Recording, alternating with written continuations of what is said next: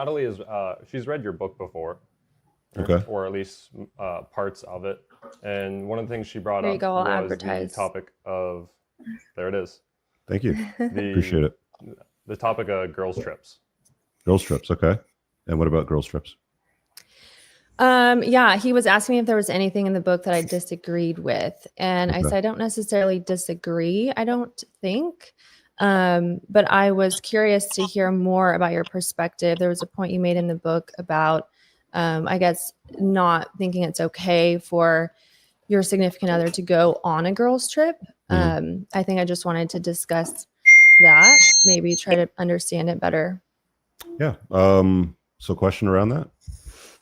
I guess was that your point that, like, let's say you had a girlfriend or a wife that you would not approve of her going on trips with girls alone? Mm-hmm. Well, it depends. I mean, if we're talking a girls trip to a lake house with just the gals and you're doing a book club sort of meet up, drink some wine and cook together, fine, sure. But if the idea is to get together for a bachelorette party in Ibiza or Vegas, and that would be a no-go zone. Question. Mm-hmm. Would you be allowed to do that? Possibly. Okay. I would agree with you in the sense of, like, you can have like your girls trip and go, out of town for an hour away and, it's all wholesome and innocent. But if you can't do a bachelorette trip, but you can go on a bachelor trip. Mm-hmm. Yeah, that comes up a lot. What's good for the goose is good for the gander. Like, I think the big difference. So let's use like bachelorette parties as an example. So I've done 2 podcasts now with, and you're gonna have to forgive me because I got a cold, so my voice is gonna crack a bit tonight. So I might have to cough and step aside.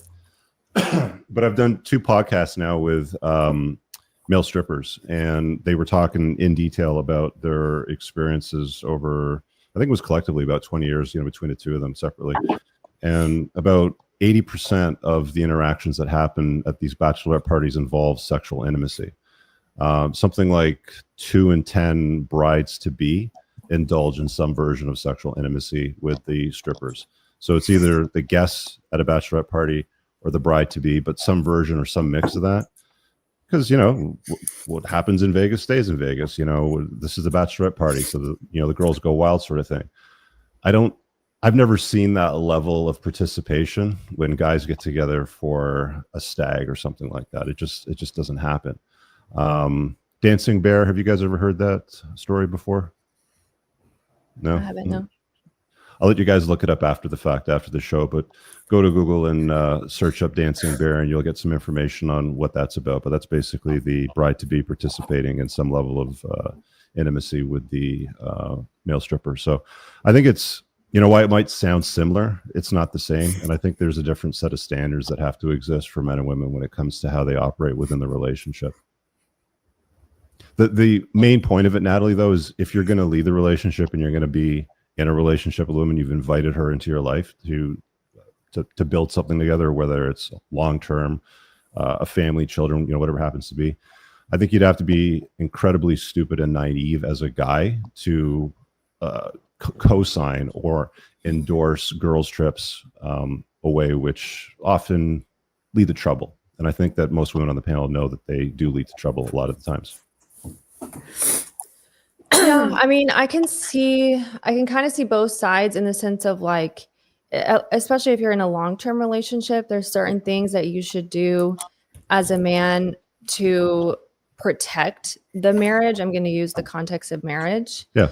And, certain boundaries that should be in place. For example, I have a married couple that I look up to. They don't even ride in the car alone with the opposite sex because it's just like crossing a boundary. Mm-hmm. But on the same token, like, if I was married and I had my best friend, I was her maid of honor, she's getting married, she's going on her bachelorette trip, she wants to go to Vegas, I think, like, not allowing me to do that is almost a sign of, like, a lack of trust. Like, it seems like there's maybe a deeper issue there.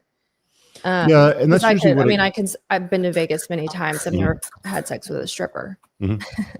Yeah, and I could see that. And that's usually the answer that most women will get. It's like, there's a lack of trust. Why are you insecure? Why are you controlling? sort of thing. But at the end of the day, like if you care about the guy and you respect him and you want to follow his lead, you shouldn't be asking to go away for a bachelorette party to Vegas.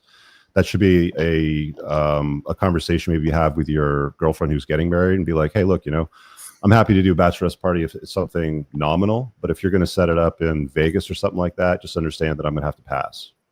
Right. What if there's no strippers involved? Doesn't matter.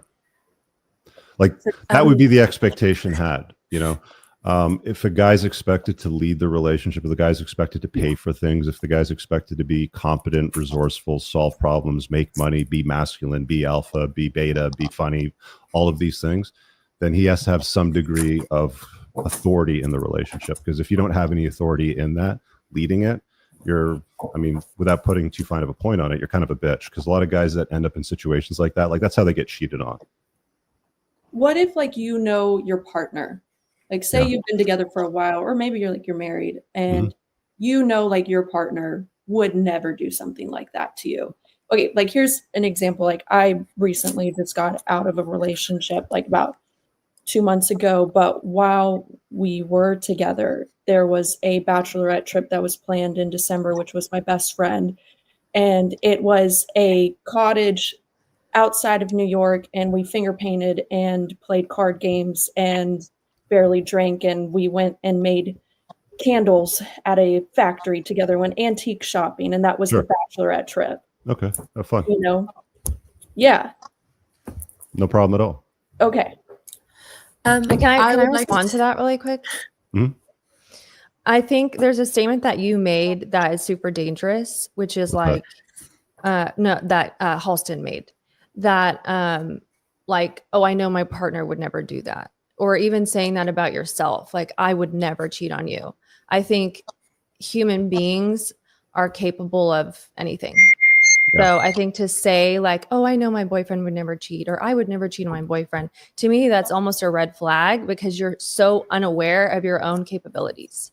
You're so unaware of like the power of temptation.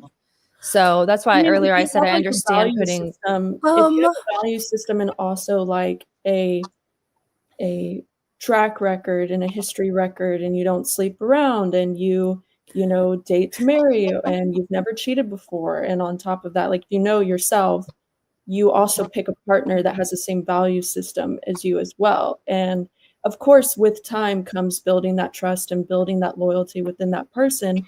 But in all my relationships that I've ever been in, you know, I've been in long term where it's 4 or 5 years, and I've been in short term where it was like 7 months. And I could confidently say in those men that cheating would have never been a thing. If we were to break up, it would have been of something else. I mean, it's kind of one of those things like, look at your partner and look at their past, look at their friend group. What do they do? What are their value system like? And I'll tell you who they are. Yeah, I think it's just, I hear what you're saying. I think it's just very naive because let me give you an example. You have a cross around your neck, so I'm going to assume you're a Christian. Do you know how many pastors have had affairs? Oh, yeah. One of the old churches that I used to go to. They did things that were against their morals. They probably have the cleanest track record of all people. You know, probably waited till marriage to have sex. And there's pastors all over the country all the time. I totally agree with you in that sense. I'm not saying I just go into a relationship and go like, I know that they're perfect and they're not going to do anything wrong. Like, of course, you have to walk in with a guarded heart, and you have to walk in with caution, and you have to have somebody prove to you over time, you know, who they are. You don't just like walk into a relationship and just automatically assume like, oh my gosh, this person's amazing and they're only ever going to do amazing things. But with time and action meeting their words and loyalty and commitment is being proven, at some point, you know, you can relax a little bit. Could I say, please? Yeah. Let me just come back to you in a second, Holly, because I know that you want to chime in here. Yeah, I can relax a little bit, but I still won't park my $300,000 car in a shitty neighborhood overnight because I know there's a probability that something could happen. All right, guys, I really hope that you enjoyed that clip. If you want to check out the full-length podcast episode, you can find that right over here. Also, make sure you visit my website over here where you'll find my supplements, the opportunity to book me privately one-on-one for coaching, and most importantly, my new School of Unplugging, which you'll find on the courses tab. Newer to the channel, hit subscribe.